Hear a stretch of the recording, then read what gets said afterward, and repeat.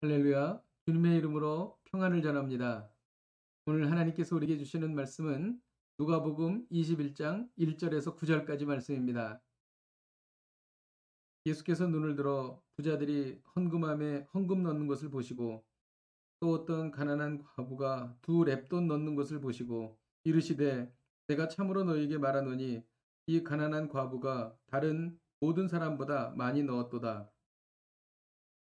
저들은 그 풍족한 중에서 헌금을 넣었거니와 이 과부는 그 가난한 중에서 자기가 가지고 있는 생활비 전부를 넣었느니라 하시니라.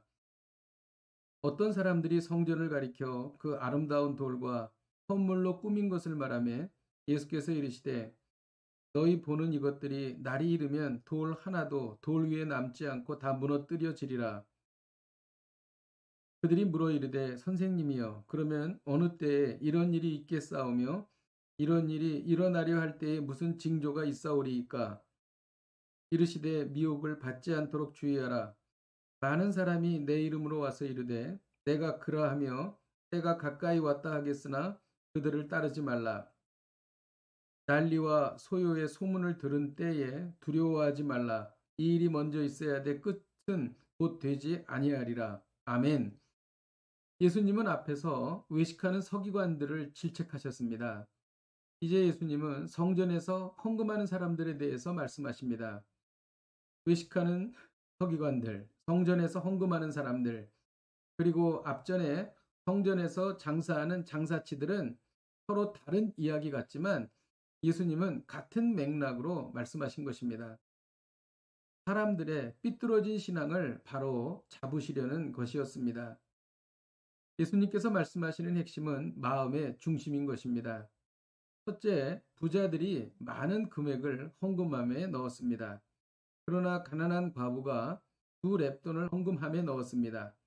2렙돈은 우리나라 돈으로 해서 기껏해야 몇천 원에 불과한 금액이었습니다. 그러나 예수님은 가난한 과부를 칭찬하셨습니다. 그 이유는 가난한 중에 자기가 가지고 있는 것의 모두를 넣었기 때문입니다. 여기서 우리는 예수님께서 무엇을 중시하시는지를 깨닫게 됩니다. 예수님은 금액보다 마음을 보십니다. 둘째, 어떤 이가 성전의 아름다운 외양을 칭찬했습니다. 예수님은 그 이야기에 대해서 이 성전이 무너질 것이라고 말씀하셨습니다. 실제 AD 70년 로마의 디도가 예루살렘을 점령했을 때 성전이 무너져 내렸습니다. 여기서 우리는 예수님이 무엇을 중시하시는가를 알 수 있습니다. 예수님은 외양보다 마음을 보신다는 것입니다.